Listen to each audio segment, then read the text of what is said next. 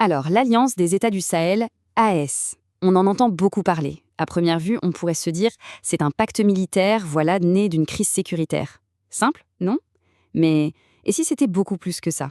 Si en fait on était en train d'assister en direct à la naissance d'un projet politique, un projet qui pourrait, qui sait, complètement redessiner la carte de l'Afrique de l'Ouest? C'est la question qu'on va creuser ensemble aujourd'hui. Ok, alors rentrons direct dans le vif du sujet. La question est simple en fait. Comment est-ce que trois pays comme le Mali, le Burkina Faso et le Niger, des pays, on le sait, au cœur du Sahel, sans accès à la mer et qui font face à d'énormes crises, comment ont-ils pu provoquer un tel séisme géopolitique? Pour y voir plus clair, il faut revenir un peu en arrière, remonter le fil. Et tout s'est passé très, très vite. En fait, en moins de 4 ans, tout s'est emballé. On le voit bien ici, coup d'État au Mali en 2020, puis au Burkina en 2022 et enfin au Niger en 2023. Une vraie vague de prise de pouvoir par les militaires. Et le point d'orgue de tout ça, c'est janvier 2024. Un acte vraiment spectaculaire, fondateur. Les trois pays décident d'un coup de claquer la porte de la CEDEAO, la grande organisation régionale. C'est un coup de tonnerre. Oui, un coup de tonnerre, c'est un véritable divorce en fait. Et attention, ça ne sort pas de nulle part, hein. C'est pas une décision prise sur un coup de tête. Il faut bien comprendre que c'est une réaction. Une réaction d'abord aux sanctions économiques, jugées vraiment insupportables. Une réaction aussi à la menace d'une intervention militaire brandie par la CEDEAO, surtout après le putsch au Niger. Et puis, il y a un élément clé, peut-être le plus important. Ça reflète une opinion publique qui, dans ces pays, est de plus en plus souverainiste. C'est donc dans ce contexte de rupture politique totale que l'AES va naître. C'est le terreau, si on veut. Au départ, il y a une urgence sécuritaire.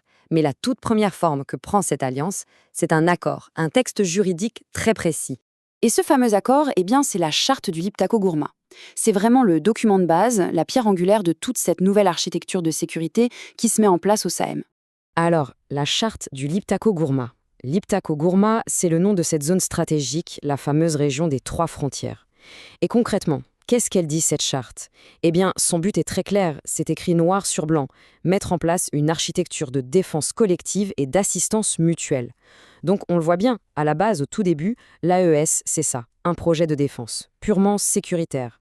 Et le cœur du réacteur, si on peut dire, c'est vraiment cette idée de défense collective. L'objectif, c'est de lutter ensemble contre le terrorisme, évidemment, mais aussi, et c'est important, contre n'importe quelle rébellion armée. Et puis il y a la clause, celle qui change tout. Une attaque contre un seul membre est considérée comme une attaque contre tous les autres. Ça déclenche une obligation d'assistance qui peut aller jusqu'à l'usage de la force. C'est un pacte de défense, tout ce qu'il y a de plus classique. Oui, un pacte de défense classique. Sauf que c'est là que l'histoire devient vraiment fascinante. Parce que ce qui n'était au départ qu'un accord militaire va très, très vite changer de nature. Ça va se transformer en quelque chose de beaucoup plus grand, de beaucoup plus ambitieux. Et voilà, on y est. On passe d'un simple pacte de défense à un véritable projet politique. L'idée, c'est de créer une confédération. Et ce qui est fou, c'est la vitesse à laquelle ça se passe. On assiste en direct à la construction express d'une nouvelle entité, qui a toutes les caractéristiques d'un État. Écoutez bien cette phrase du président de la transition malienne, Assimi Goïta. Elle est très parlante. Il dit que l'AES répond à des menaces sécuritaires. Oui, mais il ajoute politique et économique. Et là, tout change. Le cadre explose. On n'est plus seulement en train de parler de se défendre militairement. On parle de construire un projet de société, un projet commun. Et ça ne traîne pas, bien au contraire. 2025 est annoncé comme l'année des grandes ruptures fondatrices. Regardez, en janvier, un passeport AES. En février, un drapeau confédéral. Mais attention, ce n'est pas que du symbole, loin de là. On crée aussi une banque confédérale d'investissement, on lance même une chaîne de télé officielle, TV AES. Franchement, on a là tous les attributs d'un État en train de naître sous nos yeux. Et l'aspect économique, c'est absolument crucial. Cette nouvelle banque, elle démarre avec un capital de 500 milliards de francs CFA. 500 milliards!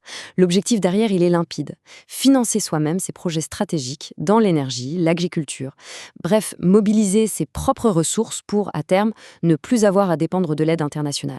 Alors, pour qu'une transformation aussi rapide fonctionne, il faut un carburant.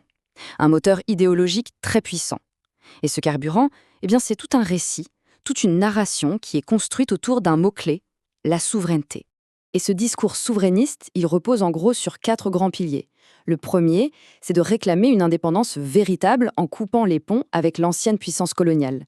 Le deuxième, c'est de reprendre le contrôle de ses propres ressources. Le troisième pilier, c'est de rejeter les modèles de gouvernance venus d'Occident en disant « ce n'est pas adapté à nos réalités ». Et enfin, le quatrième pilier, c'est de promouvoir une solidarité panafricaine, une identité propre au Sahel. Et forcément, une telle idéologie, un tel discours, ça ne reste pas sans conséquences sur la scène internationale. C'est logique. Ce qu'on observe, c'est rien de moins qu'une révolution diplomatique, un réalignement, un basculement complet des alliances. C'est très clair quand on regarde ça. On voit l'avant et l'après. Hier, les partenaires, c'était qui? La France, les États-Unis, l'Union européenne. Aujourd'hui, on se tourne vers qui? La Russie, évidemment, pour le volet militaire, mais pas seulement. Il y a aussi la Turquie, l'Iran. C'est un changement à 180 degrés. Un véritable basculement géopolitique. Et la rupture, elle n'a pas été faite à moitié. Elle a été brutale, systématique. On fait la liste. Les forces françaises de Barkhane et européennes de Takuba, dehors. La mission de l'ONU au Mali, la MINUSMA, c'est fini. La coopération militaire avec les Américains au Niger, terminée. On quitte même la francophonie. C'est simple. Un par un, quasiment tous les ponts avec le monde occidental sont coupés. Bon, alors si on récapitule, la réponse à notre question de départ semble assez claire, non?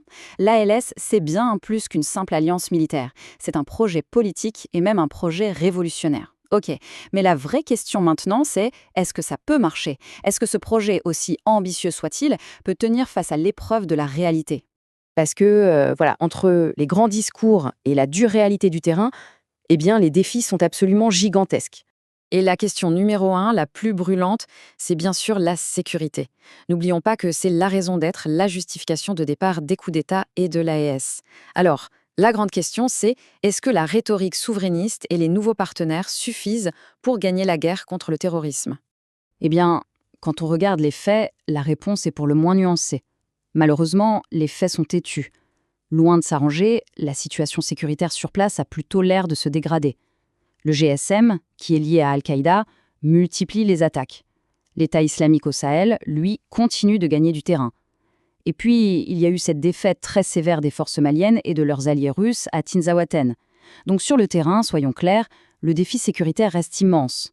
Et c'est là qu'on arrive à un paradoxe qui est assez incroyable.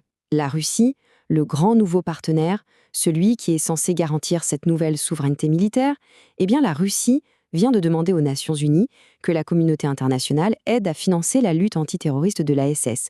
C'est une situation qui pose quand même de sérieuses questions sur la viabilité réelle et les limites de ce modèle, non? Alors, pour conclure, alliance militaire ou projet politique? Finalement, la réponse, c'est peut-être les deux à la fois.